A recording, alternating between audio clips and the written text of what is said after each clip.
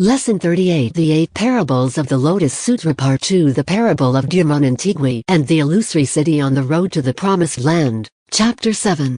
The Buddha, called in this case Jamantangi, chief, guide in Malink, an Ivorian language after having, like his flock, rested in the ghost city that he made appear, enlightens us on the scope of this parable. An illusory city, resting place of a group of people guided by Jamantangi on the way to a promised land. This parable, which appears in the eponymous Chapter 7 of the Lotus Sutra, was emitted from the mouth of the Buddha, is a story of a group of people and their guide, Jamantangi, guide, chief in Malink, a national Ivorian language, heading towards a land full of treasures, in a way a promised land where milk and honey flow, no doubt budged hick. Access to this earthly paradise is obstructed by an extremely long stretch of road which is also steep, difficult, wild, deserted, and terrifying. To reach this promised land, there is no other alternative than to take this path. Halfway there, this group of extremely exhausted, discouraged people stopped and began to turn back. Their guide, Jamantangi, a man of great wisdom, seeing that all this treasure was going to escape them, had the presence of mind to make appear with his transcendental powers a city where his flock, their hearts filled with joy, rested, could regain their strength. The wise man, Jamantangi, after having ensured that his entourage was physically and psychologically ready to resume the journey, made the city disappear and after having explained to them the merits of his action, asked them to resume the road, while giving them the assurance that the promised land was no longer far away. Subsequent teachings There are two. Attaining Buddhahood is a real obstacle course, which is why the Buddha uses opportune means. The people of the 10 states, all living beings, whose salvation is the only wish dear to the Buddha, have not always had a heart full of self-denial, of courage on the perilous path to Buddhahood. Also, the Buddha proceeds by trickery. This trickery is nothing other than the phantom city that he makes appear so that his disciples can regain strength and then resume the path. Let us listen to the thus come one, and edify ourselves. The road to Buddhahood is long and difficult, and one must work diligently for a long time while people's minds are weak and timid, so using the power of expedient means, he preaches true nirvanas in order to provide a place of rest along the road. Acting as the guide of all beings, I see that those who seek the way and go halfway are increasingly discouraged, unable to tread the steep path of birth and death and earthly desires. Therefore, I use the power of expedient means and preach nirvana to provide them with rest, saying to them, your sufferings are extinguished, you have accomplished all that there is to be done. After they have attained nirvana and the arhat stage, I convene the great assembly and preach the true law to them. On the uniqueness of the Buddha vehicle The Buddhas through the power of expedient means preach 3 vehicles, but there is only one Buddha vehicle. The true nirvanas are preached to provide a place of rest. It is after this that I reveal to them the truth that they have not attained extinction. The Buddha reaffirms the uniqueness of the Buddha vehicle. There is no question of speaking of 3 vehicles, states of study, self-absorption, bodhisattvas and female bodhisattvas. There is only one vehicle, namely Buddhahood. These 3 vehicles are only means to attain the supreme vehicle, Buddhahood. The wisdom that the Buddha speaks of here is compared by the disciples of the thus come one to a jewel left in the robe of a friend. The parable of the jewel left in the lining of a friend's robe, Chapter 8 like the parable of the rich, elderly man and his son who had long been estranged from him and was poor. This parable does not come from the Buddha but from his disciples, notably 5 of them who had just received a preaching about their future enlightenment. It is taken from Chapter 8, Prophecies and Enlightenment. The disciples of the Buddha, after having stated this parable, recourse to the pedagogical tradition consisting of drawing lessons. Summary of the parable One day, a man visited his friend. The visitor, after getting drunk and stuffing himself with food, fell asleep. His host having an incessant business to settle, before leaving took care to sew in the lining of the dress of his visitor a jewel of inestimable value. All this in the ignorance of the latter, who was in the arms of Morpheus. The man after waking up, resumed his journey in search of food and clothing. Living frugally, the man was prey to many difficulties later. He met his friend, who revealed to him that he had hidden a priceless jewel so that he would lack nothing, and that from now on he had to take it to satisfy his desires. Astonished, the poor man found the hidden jewel and realized, for the first time, that he had been, all this time, the owner of a jewel of inestimable value. Subsequent lessons there are two, the precious jewel of the inherent Buddha state. We are like this man. Throughout the night, in compassion, the honored of the world teaches us and converts us, encourages us to plant the seeds of an unequaled aspiration. In us without wisdom, we are ignorant and unconscious. The jewel symbolizes the state of Buddha inherent in the human condition. The poor man is the representation of ordinary people, ignorant of the existence of the state of Buddha in their lives. This parable is an illustration of ignorance in which men live. Ignorance that governs our lives, which keeps us away from the consciousness that we have a precious jewel, hidden in the depths of ourselves, bodhidharma. The Buddha is a good friend Zenshishiki, an excellent friend on the long tortuous path of bodhidharma. The Buddha, in his benevolence, ji, in Japanese, karuna, in Sanskrit, draws our attention, we ignorant, on what we believe to have achieved, then teaches us, reveals the unequal truth. In this, the Buddha is a friend, a very good friend. We are like this man. Through the long night the honored world, constantly, in his pity teaches us and converts us, leads us to plant the seeds of an unequaled aspiration. But because we are without wisdom, we are not aware of it, we ignored it. Having won a small portion of nirvana, we are satisfied and wake up saying, it is not really an extinction. When you have acquired the unrivaled wisdom of a Buddha, then it will be the real extinction. Today we have heard the Buddha, these predictions and descriptions of the adornment, and how each of us will make a prediction to their disciples. We are filled with joy. The Buddha is not only content to fill the hearts of his disciples with joy, he so also watered their thirst, like that of the man of which chapter 10 speaks, Hoshi, the master of the law. The parable of the thirsty man who by dint of insight ends up finding water, chapter 10. In chapter 10, Hoshi, the master of the law, the Buddha states this parable before drawing lessons.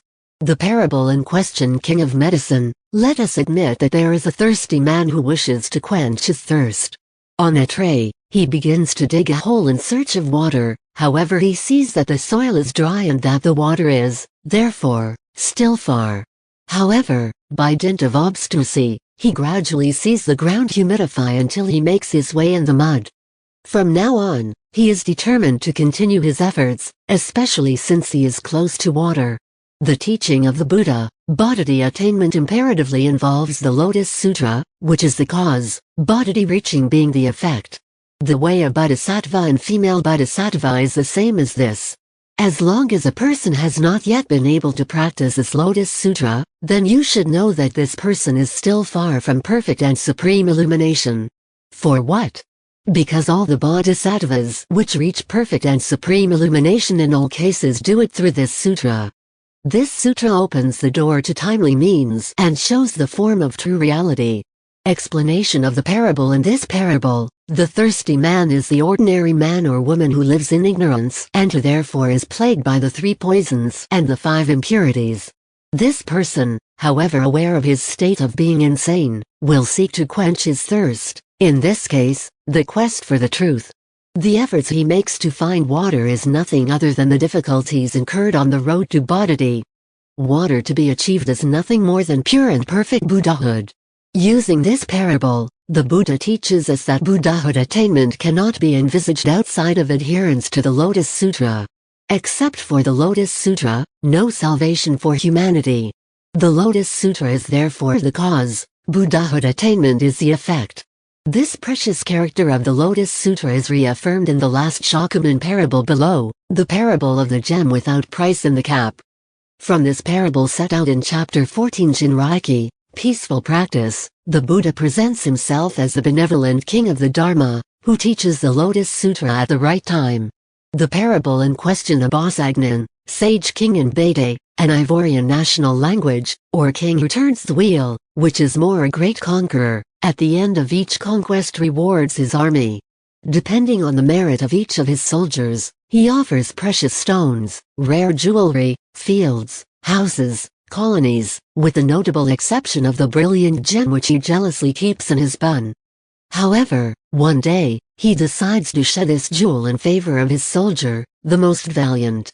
Subsequent teaching, the Buddha, the benevolent king of the Dharma, only teaches the Lotus Sutra at the right time. Thus come one sees all these people prey to anxiety and suffering in search of liberation and for the well-being of these beings living, he preaches various doctrines, using timely means in preaching these sutras. When he knows that living beings have obtained sufficient force thanks to them, in the last instance he preaches for their property the Sutra of the Lotus, as a king who defeats his bun to give the sparkling jewel. In other words, this parable establishes a parallel between the Buddha and a king sage which fights against demons on the one hand, on the other hand depicts the thus come one as a generous sovereign towards lives of his subjects. The thus come one is a king of Buddhist law.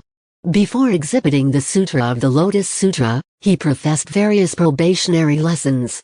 In other words, the Buddha compares its approach on the path of the propagation of the law to that of a Bosagnan who fights its non-wise peers, the demons, and its disciples to the soldiers of Bosagnan. The reward he grants them after their acts of bravery must be perceived as good fortune and benefits that the practitioners of the Lotus Sutra obtain when they make efforts on the tortuous path of the propagation of the law. Ultimately, the jewel hidden in the heads offered to the most valiant of the soldiers, is nothing other than Buddhahood obtained by those, who in spite of the difficulties keep their faith in the Lotus Sutra. The Buddha does not say anything else. In the world of the three plans, the thus come one acts as the great king of Dharma. He uses the law to teach and convert all living beings and observes his worthy and wise armies fighting demons. And when they show bravery by erasing the three poisons, leaving the world of the three plans, destroying the nets of the demons, the thus come one is capable of bringing living beings to Buddhahood. It, the Lotus Sutra, faces many hostilities in the world and will be difficult to believe. It has never been preached in the past, now I preach it. What about Italicus, concert of praise, in Lingala, the African language of essence, one of the most spoken languages in Central Africa, towards the Lotus Sutra? This means that the Lotus Sutra is the Sutra of the Sutras, in other words that it is superior to all the other sutras. The parable of the excellent doctor. This is the story of a very great physician named Comian, physician, soothsayer, in Agni, language and ethnicity of the Côte d'Ivoire, a practitioner whose medicines cure all diseases, who is also wise. This physician is the father of many children. One day when he had gone to a distant country, his children fell ill after taking poison. The father, once returned, prepared a medicine that he prescribed to them. It is a very effective medicine, meeting all the requirements of color, fragrance and flavor. Take it and you will quickly be relieved of your suffering and will be freed from all illness. The children endowed with all their senses, seeing that this medicine was a therapy remarkable in color and fragrance took it and healing followed immediately. The others, who had lost their minds due to the perverse effects of the poison, refused to take it, because they considered it bad. The father, a man endowed with great wisdom to save those of his children who refused to take his medicine, decided to resort to a stratagem, that of simulating his death. You should know that I am now old and that the time of my death has come. I will leave this good medicine here. You should take it and not fear that it will not cure you of your illness. After giving these instructions, he left for another country where he sent a messenger to his home to announce, "Your father is dead." The group of children who were resistant to the antitoxin prepared by their father, distraught, not knowing what to do, remembered that their father had left a medicine. Coming to their senses, they saw that this medicine was, in reality, excellent, in color and in fragrance and in flavor, took it and completely recovered their health. The father, informed of the saving outcome of his ruse, reappeared. As we see, the Buddha compares himself to Comian, this excellent doctor who must not be considered as guilty of falsehoods or lies. He is like an experienced doctor, who uses an opportune means to cure his children with a misguided mind. He pretends to be dead, although he is alive, without anyone being able to affirm that he has lied. I am the father of this world, who saves those who suffer and are in affliction.